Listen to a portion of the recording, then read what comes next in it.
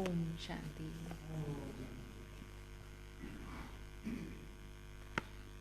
आज 7 तारीख। बाबा के आज के महावाक्य हैं, मीठे बच्चे विजयी रतन बनने के लिए जीते जी मरकर देही अभिमानी बन बाप के गले का हार बनने का पुरुषार्थ करो।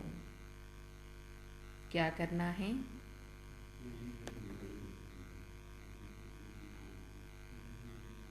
देही विजयी रतन बनना है तो जीते जी मरना है, देही अभिमानी बनना है और बाबा के गले का हार बनना है। इन सब बातों का पुरुषार्थ करो, मरने का, देही अभिमानी बनने का और बाबा के गले का हार बनने का पुरुषार्थ करना है। आज का प्रश्न है, स्वदर्शन चक्र का राज स्पष्ट होते हुए भी बच्चों में धारणा नंबरवार होती है, क्यों? स्वदर्शन चक्र का राज स्पष्ट होते हुए भी बच्चों में धारणा नंबरवार होती है, क्यों? क्यों?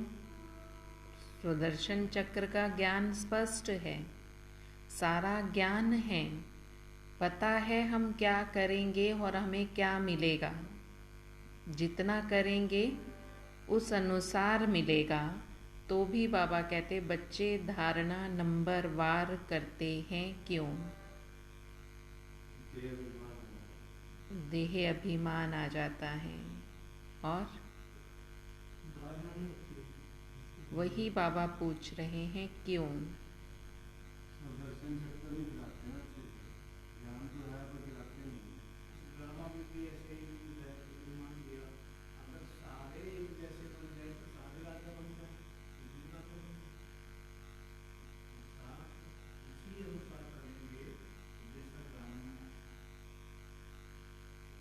और बाबा ने कहा क्योंकि यह ड्रामा बहुत कायदे अनुसार बना हुआ है। ब्राह्मण ही 84 जन्मों को समझकर याद कर सकते हैं। क्योंकि ये ड्रामा कायदे अनुसार बना हुआ है, ब्राह्मण ही 84 जन्मों को समझकर याद कर सकते हैं, लेकिन माया ब्राह्मणों को ही याद में विघ्न डालती है। ब्राह्मण तो बन गए हैं और अच्छी तरह से सारे ज्ञान को समझते भी हैं, लेकिन बाबा कहते माया भी ब्राह्मणों के आगे ही आती है, उन्हें ही विघ्न डालती है। जितना हम पीछा छुड़ाएंगे उतना वो पीछे पड़ेगी। यही तो जीत और हार का खेल है ना। घड़ी घड़ी योग तोड़ देती है। अगर एक समान धारणा हो जाए तो सब सहज ही पास हो जाएं, तो लाखों की माला बन जाए। इसलिए राजधानी स्थापन होने के कारण नंबरवार धारणा होती है। आज का गीत है, कौन सा गीत होगा आज? मरना तेरी गली में, जीना तेरी गली में। ओम शांति। बच्चों ने गीत सुना, यह है मर जीवा पने का जन्म। मनुष्य जब शरीर छोड़ते हैं तो दुनिया मिट जाती है, आत्मा अलग हो जाती है। ना मामा ना चाचा कुछ भी नहीं रहते। बाबा क्या समझा रहे हैं? आत्मा जब शरीर छोड़ती है तो उसके लिए तो दुनिया खत्म हो गई, कोई भी रिश्ता संबंध कुछ भी नहीं रहा, सब खत्म हो जाते हैं। तो बाबा ने शुरू में लाइन में कहा कि यह तुम्हारा मर जीवा जन्म है। जैसे मरने के बाद दुनिया खत्म हो जाती है, चाचा मामा काका कोई संबंध नहीं रहता, उसी तरह अब उसी तरह मर गए। अगर ये रिश्ते याद आते हैं, संबंध याद आते हैं, तो इसका मतलब अभी तक मरे नहीं हैं। बाबा ने शुरू में ही कहा कि ये तुम्हारा मरजीवा जन्म है। कहा जाता है यह मर गया, अर्थात आत्मा जाकर परमात्मा से मिली। वास्तव में कोई जाता नहीं है, परंतु मनुष्य समझते हैं आत्मा वापस चली गई, व ज्योति ज्योत में समा गई। अब बाप बैठ समझाते हैं, यह तो बच्चे जानते हैं, आत्मा को पुनर्जन्म लेना ही होता है। पुनर्जन्म को ही जन्म मरण कहा जाता है। पिछाड़ी में जो आत्माएं आती हैं, हो सकता है एक जन्म लेना पड़े, बस वह छोड़ फिर वापस चली जाएंगी। पुनर्जन्म लेने का भी बड़ा भारी हिसाब किताब है। करोड़ों मनुष्य हैं, एक एक का विस्तार तो बता नहीं सकेंगे। अब तुम बच्चे कहते हो, हे बाबा, हमारी देह के जो भी संबंध हैं वो सब त्याग, अब हम तुम्हारे गले का हार बनने आए हैं। अर्थात जीते जी आपका हम होने के लिए आए हैं। पुरुषार्थ तो शरीर के साथ करना पड़ेगा, अकेली आत्मा तो पुरुषार्थ कर नहीं सकती। बाप बैठ समझाते हैं, जब रुद्र यज्ञ रचते हैं तो वहाँ शिव का चित्र बड़ा मिट्टी का बनाते हैं और अनेक शालिग्राम के चित्र मिट्टी के बनाते हैं। अब वह कौन से शालिग्राम हैं जो बनाकर और फिर उनकी पूजा करते हैं? क्या समझाया बाबा ने?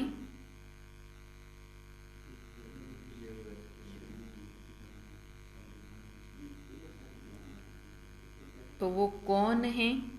बाबा पूछ रहे हैं कि रुद्र यज्ञ जब रचते हैं तो शिव का भी बड़ा चित्र बनाते हैं, मिट्टी का शिव बनाते हैं और फिर उसके साथ छोटे छोटे शालिग्राम वो भी मिट्टी के बनाते हैं। परंतु ये कोई नहीं जानता कि ये शालिग्राम कौन है।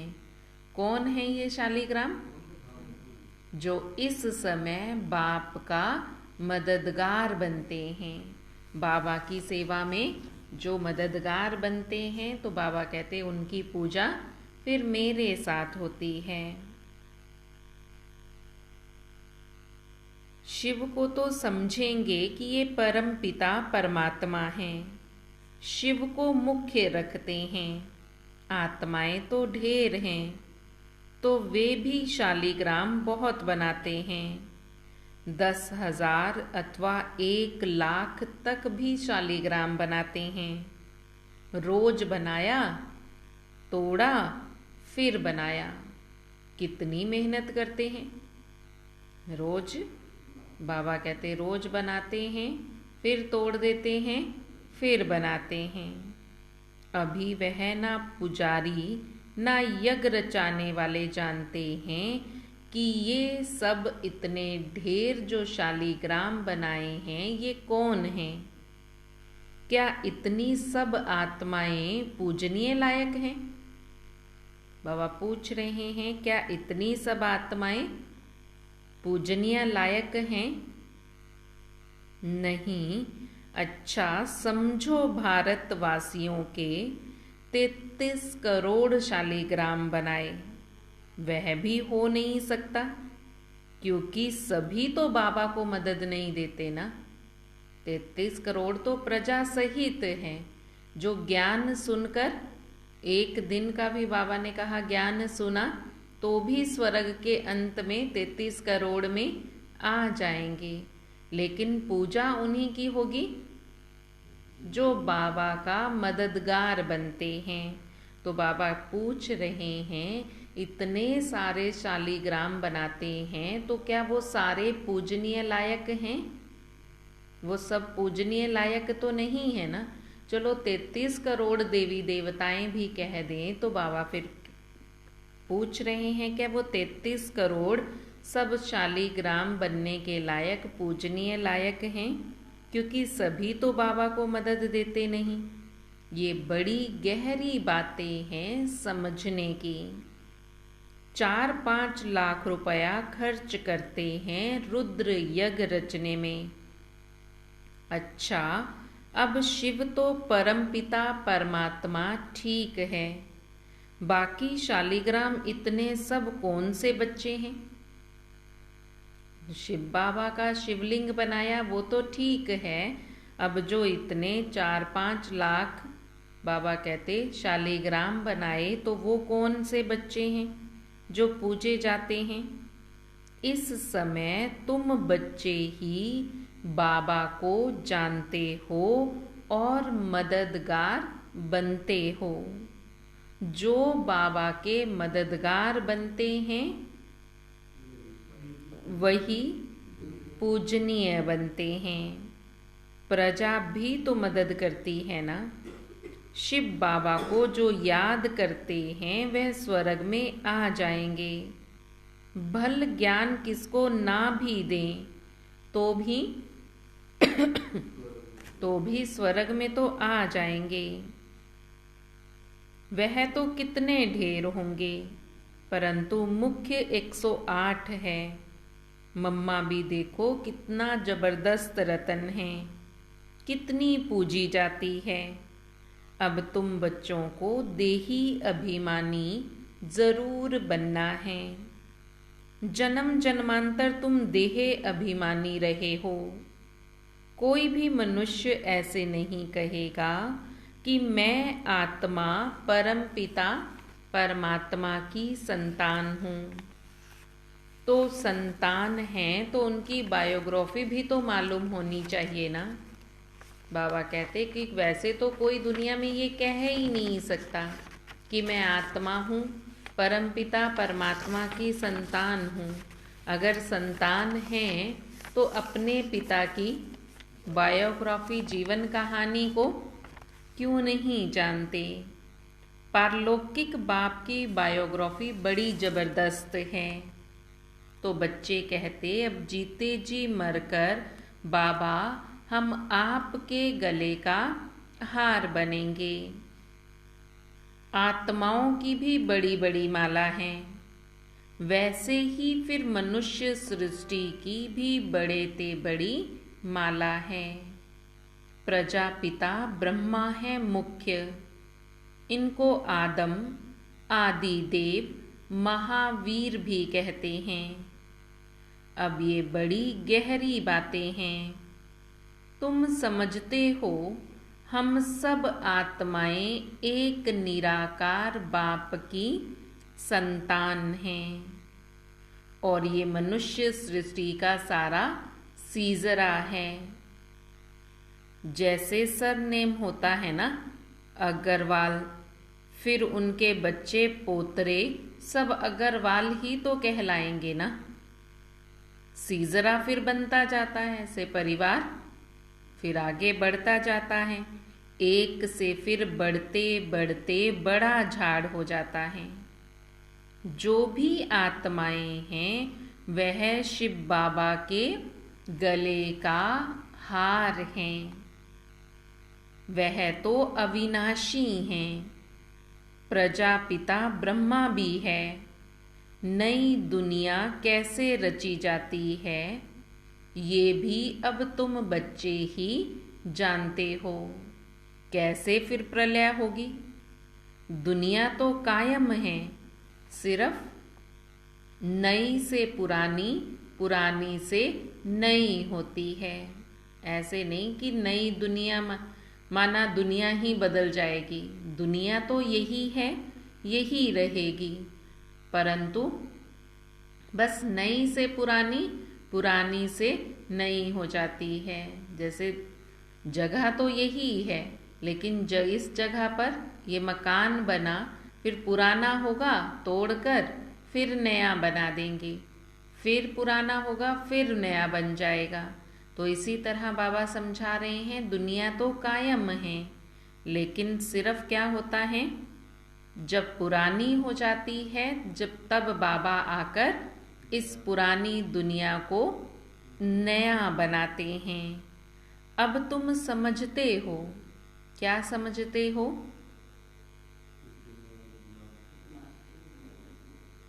अब तुम समझते हो, हम नए थे, अब हमारी आत्मा पुरानी हो गई है। जब नई थी तब पवित्र थी, प्योर थी, सोना थी।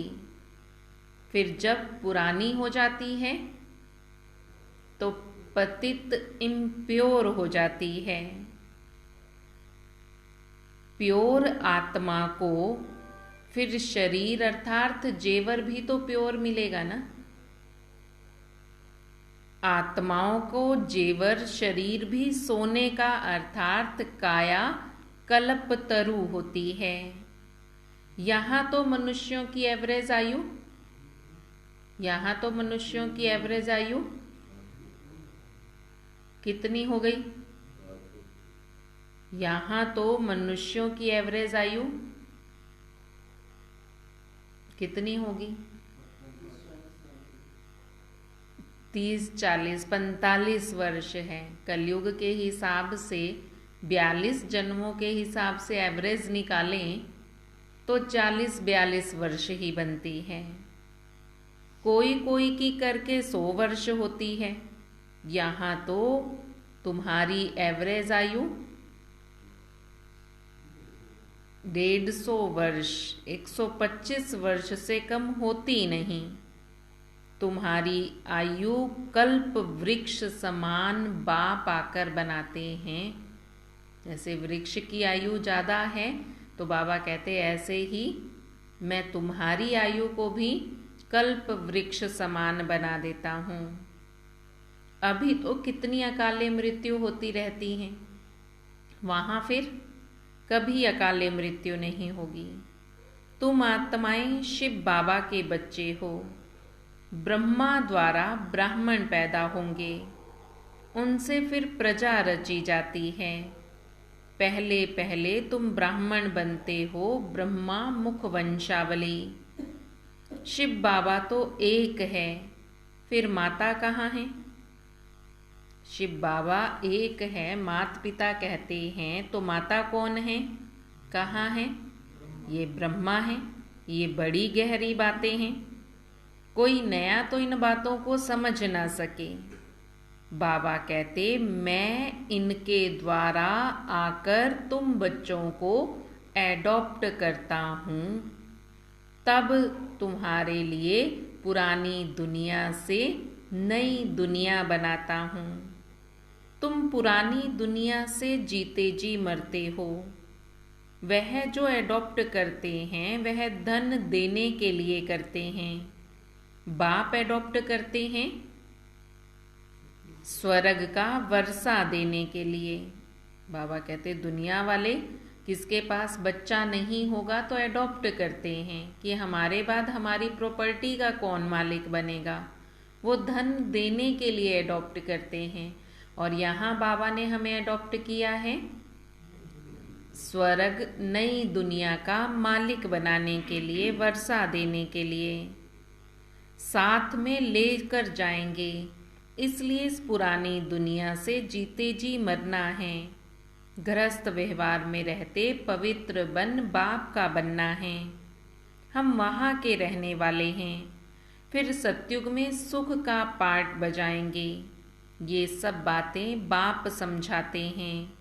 शास्त्रों में तो ये बातें हैं नहीं। अब बाप बैठ तुम आत्माओं को पवित्र बनाते हैं, आत्मा की मैल निकालते हैं। तुमको ज्ञान का तीसरा नेत्र मिलता है। उन्होंने फिर तीसरी की कथा बैठ बनाई है। वास्तव में बात यहाँ की है। तुमको ब्रह्मांड से लेकर सारे सृष्टि के आदि मध्य अंत का समाचार मिल रहा है। बाप एक ही बार आकर समझाते हैं। सन्यासी तो पुनर्जन्म लेते रहते हैं। यह तो आया और बच्चों को पढ़ाया, बस यह तो नई बात हो जाती है। शास्त्रों में ये बातें हैं नहीं। यह बहुत बड़े ते बड़ी कॉलेज है, कायदा है जो एक हफ्ता अच्छी रीति समझना पड़ता है। भट्टी में बैठना पड़ता है। गीता का पाठ हो, रामायण का पाठ हो, भागवत का पाठ हो, 1 सप्ताह रखते हैं ना, तो 7 रोज यहाँ भी भट्टी में बैठना पड़े। बाबा कहते जैसे गीता का, भागवत का व रामायण का पाठ रखते हैं तो क्या करते हैं, 1 सप्ताह 1 हफ्ते का रखते हैं। ऐसे ही भी ऐसे यहाँ पर भी समझने के लिए 1 सप्ताह भट्टी में बैठना पड़े, अर्थात 1 सप्ताह का पाठ यहाँ भी पढ़ना पड़े। विकार तो अभी सभी में हैं। भल सन्यासी घर बार छोड़कर निर्विकारी बनते हैं, फिर भी जन्म तो विकार से लेकर फिर निर्विकारी बनने का संन्यास करते हैं। कई पुनर्जन्म को मानते हैं, कोई फिर पुनर्जन्म को भी मानते नहीं। कोई बहुत वेद शास्त्र पढ़ते पढ़ते शरीर छोड़ देते हैं तो उन संस्कारों के अनुसार फिर उन्हें अगला जन्म मिलता है। तो छोटेपन में ही शास्त्रों का अध्ययन हो जाता है। जन्म ले, अपने को अपवित्र समझ, फिर पवित्र बनने के लिए संन्यास करते हैं। तुम तो एक ही बार पवित्र बनते हो और फिर पवित्र देवता बन जाते हो। बाबा कहते हैं सन्यासी अपवित्रता से जन्म लेते हैं, फिर पवित्र बनने का संन्यास करते हैं। हर जन्म फिर जन्म जन्मांतर यही चलता रहता है, क्योंकि पुनर्जन्म तो यही लेंगे ना अपवित्र दुनिया में। तो परंतु तुम बच्चे एक ही बार इस समय पवित्र बनते हो और फिर 21 जन्म तक पवित्र ही रहते हो, क्योंकि तुम अगला जन्म देवता रूप में लेते हो। अभी पवित्र बन फिर देवता रूप में जन्म लेंगे। तुमको फिर सन्यास नहीं करना पड़ेगा, तो उनका सन्यास अधूरा हुआ। ये बातें खुद भी समझा नहीं सकते हैं। बाप बैठ समझाते हैं। वह है उत्तम ते उत्तम बाप, जिसके तुम बच्चे बने हो। यह स्कूल भी है। रोजाना नई नई बातें बाबा समझाते रहते हैं। कहते हैं आज मैं गहरे ते गहरी, गुह्य ते गुह्य बातें सुनाता हूँ। नहीं सुनोगे तो आज बाबा गहरे ते गहरी बातें सुना रहे हैं। अगर नहीं सुनोगे तो धारणा भी कैसे करोगे? सुनेंगे तो धारणा होगी ना। अगर सुनते सुनते सो गए तो सुना ही नहीं, तो पता ही नहीं बाबा ने कहा क्या है, तो धारणा कैसे होगी? अब बाप बैठ समझाते हैं, तुम मेरे बने हो तो शरीर का भान छोड़ दो, मेरे बन गए हो। तो बाबा कहते धारणा क्या करनी है, सुनोगे तो धारणा करेंगे। क्या सुना रहे हैं बाबा? मेरे बने हो तो शरीर का भान छोड़ दो। मैं गाइड बनकर आया हूं तुम्हें वापस ले जाने के लिए। शरीर का भान नहीं छोड़ोगे तो मेरे साथ कैसे जाओगे? क्यों छोड़ना पड़े शरीर का भान? क्योंकि शरीर वहां जाएगा नहीं, इसलिए बाबा कहते मेरे साथ जाना है तो शरीर का भान छोड़ना पड़ेगा। तुम हो पांडव संप्रदाय, वह जिस्मानी पंडे हैं, तुम रूहानी पंडे हो। वह जिस्मानी यात्रा पर ले जाते हैं, तुम्हारी है रूहानी यात्रा। उन्होंने तो पांडवों को हथियार दिए हैं, युद्ध के मैदान में दिखाया है। अभी तुम बच्चों में भी ताकत चाहिए। बहुत होते जाएंगे तो फिर ताकत भी बढ़ती जाएगी। तो बाप बैठ समझाते हैं कि मैंने तुमको गोद में लिया है इस ब्रह्मा द्वारा, इसलिए मुझे मात पिता कहा जाता है। यह तो सब कहते हैं तुम मात पिता, हम बालक तेरे, तुमरी कृपा से सुख घनेरे। परंतु ये नहीं जानते कि वो तो पिता है तो माता कहाँ गई। अब तुम जानते हो गॉड फादर कहा जाता है तो मदर भी तो जरूर चाहिए ना। तो बाप इस ब्रह्मा तन द्वारा तुम्हें एडॉप्ट करते हैं तो ये तुम्हारी माता हो गई। गॉड मदर नहीं कहा जाता। अब मदर कैसे कहते हैं?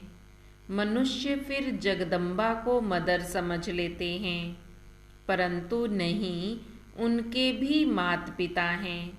उनकी माता भला उनको माँ कैसे कहेगी?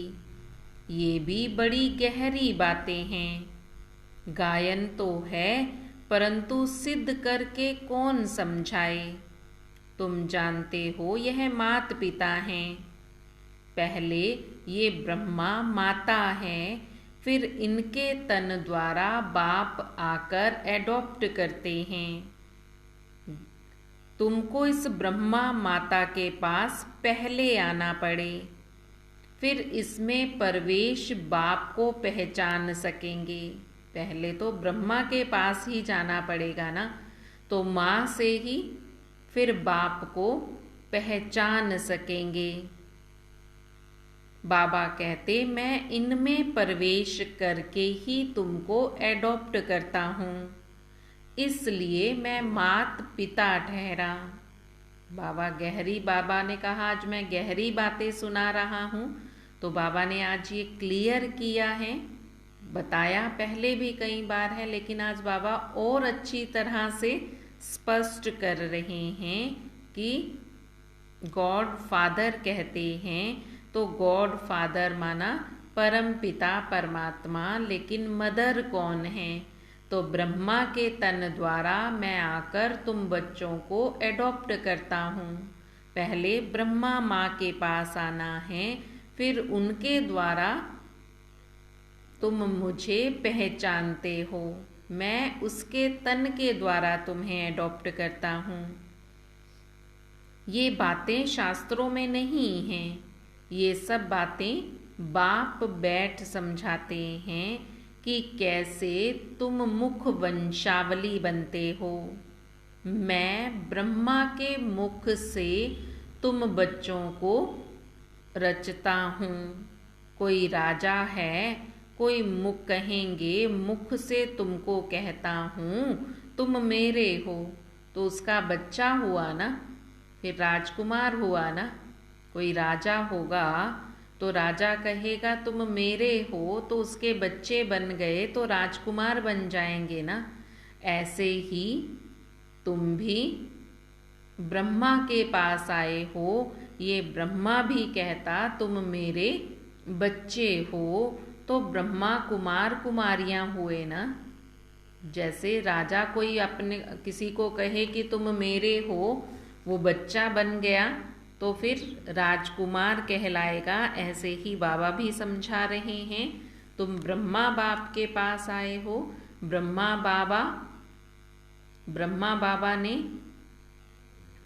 बाबा के तन में शिव बाबा आए, तो शिव बाबा ने ब्रह्मा द्वारा हमें एडॉप्ट किया, इसलिए तुम भी ब्रह्मा कुमार कुमारियां हो।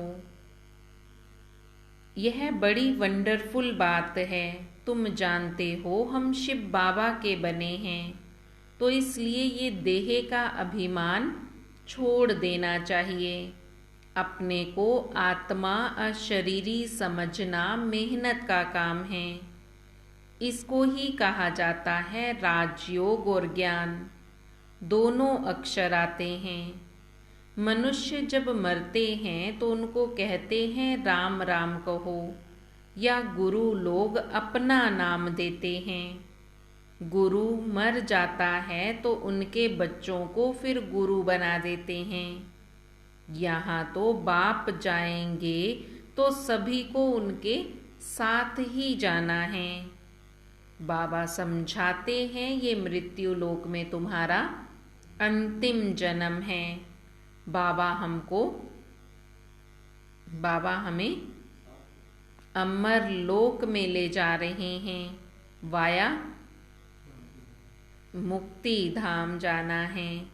यह भी समझाया जाता है जब विनाश होता है तो ये कलयुग का पुर नीचे चला जाता है, सतयुग ऊपर आ जाता है। बाकी कोई समुद्र के अंदर जाने की बात नहीं है। जो दिखाया कि सोने की द्वारिका थी सतयुग में, कल द्वापर आया तो वो नीचे पानी में चली गई। बाबा कहते ऐसी बात नहीं है, ये तो चक्र के हिसाब से है। अभी कलयुग ऊपर है, फिर सतयुग आएगा तो सतयुग ऊपर होगा। ऐसे नहीं कि कोई दुनिया ही समुद्र में चली जाएगी और फिर निकल आएगी। यहाँ तुम बच्चे सागर के पास आते हो रिफ्रेश होने के लिए। यहाँ तुम सम्मुख ज्ञान डांस देखते हो। दिखाते हैं गोप गोपियों ने कृष्ण को डांस कराई। यह बात इस समय की है। चात्रक बच्चों के सामने बाप की मुरली चलती है। बच्चों को भी सीखना पड़े, फिर जो जितना सीखें। समझाना है बेहद के बाप से स्वर्ग का वर्षा लो। हे भगवान कहते हो वह तो है रचयिता, जरूर स्वर्ग ही रचेंगे। यह एक ही बाप है जो स्वर्ग रचते हैं। वो फिर आधा कल्प चलता है। बाबा तुम्हें कितना राज समझाते हैं। बच्चों को मेहनत कर धारणा करनी है। स्वदर्शन चक्र का राज भी बाबा ने कितना स्पष्ट करके बताया है। 84 जन्मों के चक्र को ब्राह्मण ही याद कर सकते हैं। यह है बुद्धि का योग लगाकर चक्र को याद करना। परंतु माया घड़ी घड़ी योग तोड़ देती है, घड़ी घड़ी विघ्न डालती है। सहज हो तो फिर सब पास कर लें, लाखों की माला बन जाए। यह तो ड्रामा ही कायदे अनुसार बना है। मुख्य है इसमें 8, उनमें कोई भी फर्क नहीं पड़ सकता। त्रेता के अंत में जितने प्रिंस प्रिंसेस हैं सभी मिलकर जरूर यहाँ ही पढ़ते होंगे ना। प्रजा भी फिर बढ़ती जाएगी।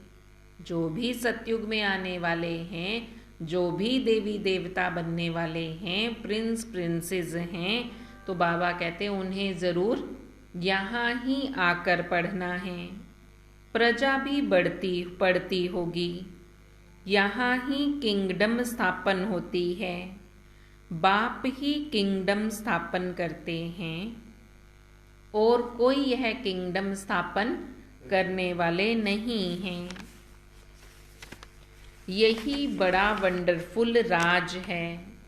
सतयुग में श्री लक्ष्मी श्री नारायण का राज्य कहाँ से आया, ये भी तुम बच्चे अब अच्छी तरह से जानते हो कि अभी कोई राज्य नहीं है। फिर सतयुग में लक्ष्मी नारायण का राज्य होगा। कैसे होगा, कैसे स्थापन होगा, कैसे वो लक्ष्मी नारायण बनेंगे? बाबा कहते ये सब बातें तुम अच्छी तरह से जानते हो। कलयुग में तो राजाई है नहीं, अनेक धर्म हैं। भारतवासी कंगाल हैं। अब कलयुग की रात पूरी हुई, दिन शुरू हुआ और बादशाही फिर चल पड़ती है। कलयुग की अभी रात है तो बादशाही नहीं है। सतयुग का दिन शुरू होगा तो बादशाही भी शुरू हो जाएगी। अल्लाह अव्वल दीन का खेल दिखाते हैं तो कारून के खजाने भी निकल आते हैं। तुम सेकंड में दिव्य दृष्टि से वैकुंठ देखाते हो। यह अल्लाह अव्वल दीन का खेल है। भारतवासी जब कंगाल हो जाते हैं तब बाप आकर उन्हें फिर से बादशाह बना देते हैं। अब तुम स्वर्ग की बादशाही लेने के लिए ही बाप से पढ़ाई पढ़ते हो। अच्छा, मात पिता, बाप दादा, बच्चे, सारी फैमिली इकट्ठी बैठी है ना। मात पिता भी हैं, बाप दादा भी हैं और बच्चे भी हैं। तो बाबा कहते फिर सारी फैमिली इकट्ठी बैठी है।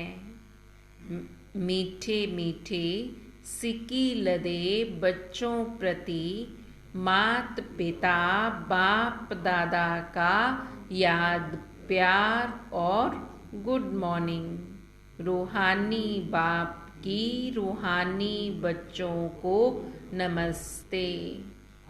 रूहानी बच्चों की रूहानी बाप दादा को दिल व जान सिक व प्रेम से नमस्ते नमस्ते नमस्ते जी। धारणा के लिए मुख्य सार है, बाप समान सभी को रिफ्रेश करने की सेवा करनी है। क्या करना है? बाप समान सभी को रिफ्रेश करने की सेवा करनी है। चात्रक बन ज्ञान डांस करनी और करानी है। चात्रक बनना है, ज्ञान की डांस करनी है और करानी है। इच्छा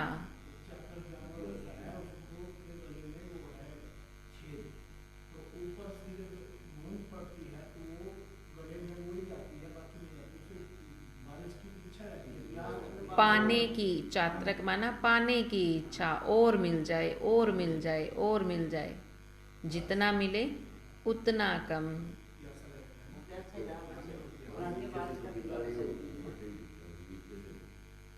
इस शरीर का भान छोड़ पुरानी दुनिया से जीते जी मरना है। अशरीरी रहने का अभ्यास करना है। स्वयं को स्वर्ग के वर्षे के लायक भी बनाना है।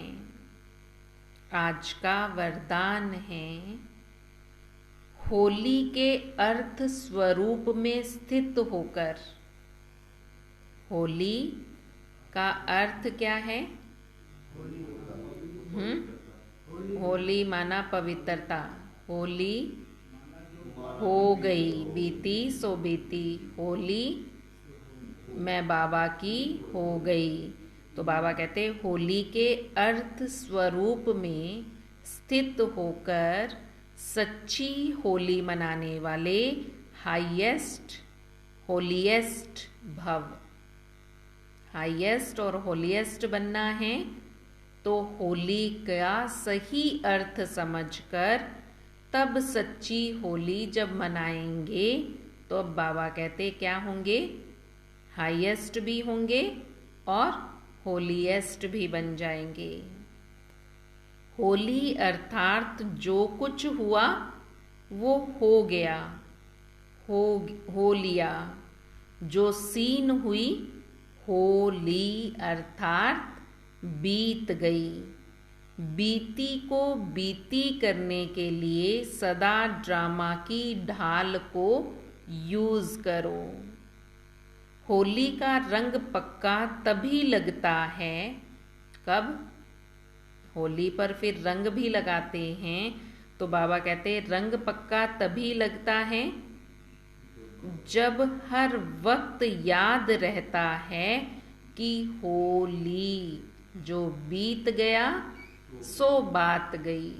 होली का रंग पक्का तब लगेगा जब जो बातें बीत गई हैं, होली माना होली कर देंगे, बीती को बीती कर देंगे, तब पक्का रंग लगेगा।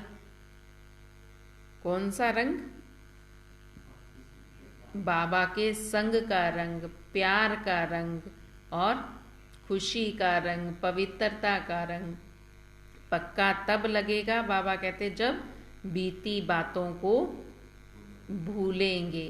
होली पर गीत भी तो यही गाते हैं ना, क्या गाते हैं? सारे गिले शिकवे भूलकर दुश्मन भी गले लग जाएं, गीत बनाया है ना।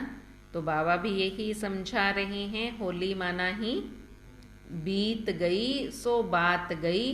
अब आगे के लिए क्या करेंगे? बीती बातों को भूलकर पक्का रंग लगाएंगे। वह कभी ड्रामा की कोई भी सीन देखते क्यों, क्या, कैसे इन प्रश्नों में उलझते नहीं हैं। वो ड्रामा की कोई भी सीन को देखते हुए क्यों, क्या, कैसे इन प्रश्नों में उलझते नहीं हैं। सदा ज्ञान मंथन कर अपनी होलीएस्ट और हाईएस्ट स्टेज बना लेते हैं। ज्ञान का मंथन करते हुए अपनी होलीएस्ट और हाईएस्ट स्टेज बना लेते हैं।